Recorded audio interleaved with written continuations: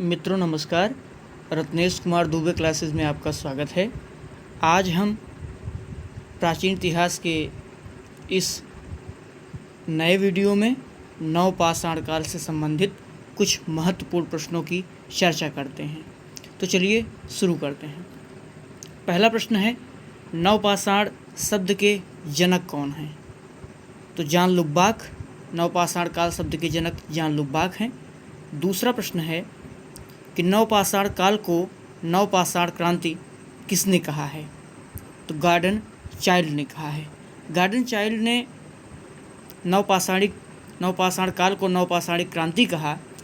इसका कारण यह रहा कि कृषि की शुरुआत हुई, व्यापक स्तर पर कृषि बढ़ी, अस्थायी आवास मानव ने शुरू किया, गाँवों का विकास हुआ, घर का विकास हुआ, कच्ची ईंटों के आयताकार घर बने, मृदभांड का निर्माण हुआ, हाथ और चाक दोनों के मृदभांड हमें मिलते हैं।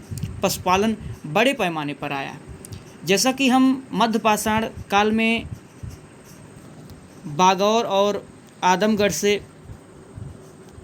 पशुपालन के प्रमाण प्राप्त हमको में होते हैं, यहाँ पर बृहद स्तर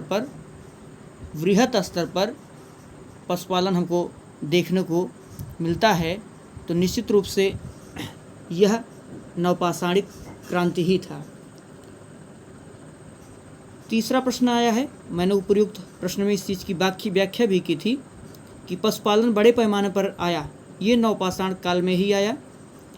चौथा प्रश्न है, किस स्थल से मालिक के साथ कुत्ता दफनाया गया है? इसका उत्तर हमने नहीं लिखा है इसमें। तो बुर्जहोम कश्मीर का एक स्थल है। बुर्जहोम से मालिक के साथ कुत्ते के दफनाए जाने के साक्ष्य प्राप्त होते हैं। यह कश्मीर में है। भैंस पालन का प्राचीनतम, यहाँ प्रश्न थोड़ा सा गलत हुआ है, प्रमाण यहाँ पे सामान की जगह प्रमाण होना चाहिए। प्रमाण कहाँ से प्राप्त होता है भैंस का पालन का सबसे प्राचीनतम प्रमाण? तो ये मेहरगढ़ है। मेहरगढ़ बलूचिस्तान में पड़ता है। तो सबसे प्राचीनतम भैंस पालन का प्रमाण यहाँ से प्राप्त होता है। कृषि के प्राचीनतम साक्ष्य मिलते हैं। तो छठा प्रश्न है, वह मेहरगढ़ से ही मिलता है कृषि का सबसे प्राचीनतम प्रमाण। और यहाँ दिया गया है कि डोरी छाप मृदभांड मिलते हैं। तो ये कोलडीवा है, इलाहाबाद, वर्तमान प्रयागराज के नाम से हम जिसको जानते हैं, वहाँ से डोरी छाप मृदभांड के साक्ष्य प्राप्त होते हैं। पहले तो यह हुआ कि सबसे पहले चावल के साक्ष्य यहाँ से प्राप्त हुए हैं, लेकिन अब यहाँ से नहीं प्राप्त होते हैं चावल के साक्ष्य।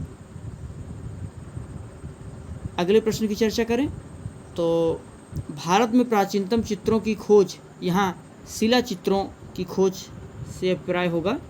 भारत में प्राचीनतम शिला चित्रों की खोज, तो शिला चित्रों की खोज जे काकबर्न और कार्लाइल महोदय को जाता है। भारत में सबसे प्राचीनतम शिला चित्रों की खोज का। 9वां प्रश्न है कि सबसे प्राचीनतम मृदभांड के साक्ष्य मिलते हैं, वो कौन सा स्थान है जहाँ से सबसे प्राचीनतम मृदभांड के साक्ष्य प्राप्त होते हैं? तो वो चुपानी मांडो है। चुपानी मांडो से ही कुछ झोपड़ियाँ मधुमक्खी के आकार की मिलती हैं। मधुमक्खी के आकार की झोपड़ियाँ यहाँ से प्राप्त होती हैं।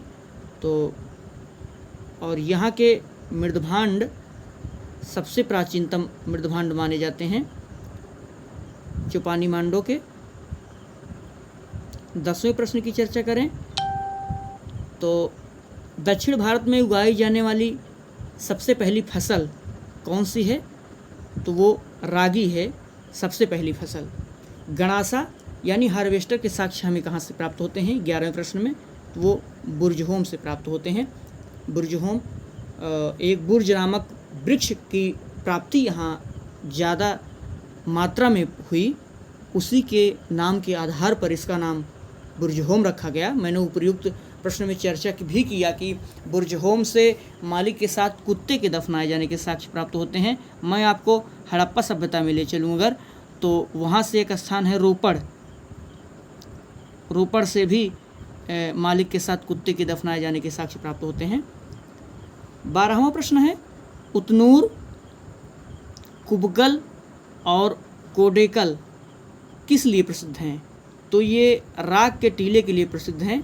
ये दक्षिण भारतीय स्थल हैं, दक्षिण भारतीय स्थल, यहाँ से राग के टीले प्राप्त होते हैं। हड्डी के सर्वाधिक उपकरण कहाँ से प्राप्त होते हैं? तो हड्डी के सर्वाधिक उपकरण चिरांद से प्राप्त होते हैं।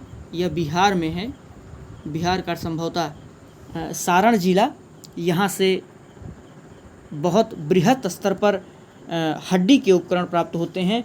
और वो जो हड्डी के उपकरण हैं वो हिरन की हड्डी के उपकरण हैं और इनकी संख्या लगभग 480 है। इनकी संख्या लगभग 480 है। बहुत ही इम्पॉर्टेंट क्वेश्चन है ये। और अगले प्रश्न की चर्चा करें हम। मेहरगढ़ स्थित है, तो ये बलूचिस्तान में स्थित है। मेहरगढ़ बलूचिस्तान, जो कि हड़प्पा सभ्यता में अगर हम आपको ले चलें तो ये सबसे यहाँ यहीं में एक प्रकार से कह सकते हैं कि सुतकांगे डोर है, ये बलूचिस्तान में ही पड़ता है। वो सबसे पश्चिमी हिस्सा है सिंधु घाटी सभ्यता का। नागार्जुनी कोंडा स्थित है, तो यह आंध्र प्रदेश में स्थित है। तो ये 15 प्रश्न हमने चर्चा किया नवपाषाणिक काल के बारे में। तो इसके बाद मध्य पाषाण काल के बारे में भी हम वीडियो बनाएंगे, उसमें भी हम डिस्कशन करेंगे। और वहीं कुछ स्थलों की अगर बात की जाए तो मध्य प्रदेश में नवपाषाणिक संस्कृति के 2 स्थान याद आते हैं। यहाँ पे थोड़ा आप लोग ध्यान दीजिएगा। मध्य पाषाण काल में 2 स्थान प्राप्त होते हैं हमको। मुख्यतः अगर बात की जाए तो एक है कुंजुन और दूसरा है ललनहिया। ललनहिया, ये 2 स्थल हैं जो हमें प्राप्त होते हैं मध्य प्रदेश से। और कोल्ढिवा की बात की जाए तो मैंने इलाहाबाद का जिक्र किया, तो कोल्ढिवा से डोरी छाप मृदभांड के साक्ष्य प्राप्त होते हैं। डोरी छाप मृदभांड के साक्ष्य, तो ये भी महत्वपूर्ण है, इसको भी आप लोग नोट डाउन कर लीजिएगा। और शिलाचित्रों की भी बात की जाए तो भारत में प्राचीनतम शिलाचित्रों की खोज का श्रेय आर्कीबाल्ड कार्लाइल एवं जे काकबर्न को तो जाता ही है। सर्वप्रथम कार्लाइल ने सुहागी घाट में स्थित चित्र शिलाश्रयों की ओर कलाविदों का ध्यान आकर्षित किया था। तो ये सुहागी घाट है, इसको आप लोग भी ध्यान रखिएगा, क्योंकि सारे प्रश्नों को डिस्कस करना एक ही वीडियो में संभवता नहीं है, इसलिए मैंने और भी कुछ प्रश्नों के यहाँ पर जिक्र किया। और एक स्थान है महगढ़ा, एक स्थान है महगढ़ा। यहाँ से सबसे प्राचीनतम गौशाला के साक्ष्य प्राप्त होते हैं, गौशाला के साक्ष्य प्राप्त होते हैं। तो ये सारे के सारे प्रश्न बहुत ही महत्वपूर्ण हैं। और जो नवपाषाण काल में सबसे महत्वपूर्ण बस्ती की बात जब हम लोग करते हैं तो उसमें एक आता है मेहरगढ़। मेहरगढ़ में सबसे प्राचीनतम बस्ती तो है ही। गेहूं के 3 और जौ के 2 किस्मों के साक्ष्य हमको यहाँ से मिलते हैं। और मैंने आगे डिस्कस किया ही है कि भैंस पालन का सबसे प्राचीनतम प्रमाण प्राप्त होता है। ये यूजीसी नेट का भी क्वेश्चन है। और तो एक बृहत खेती के साक्ष्य हमको यहाँ से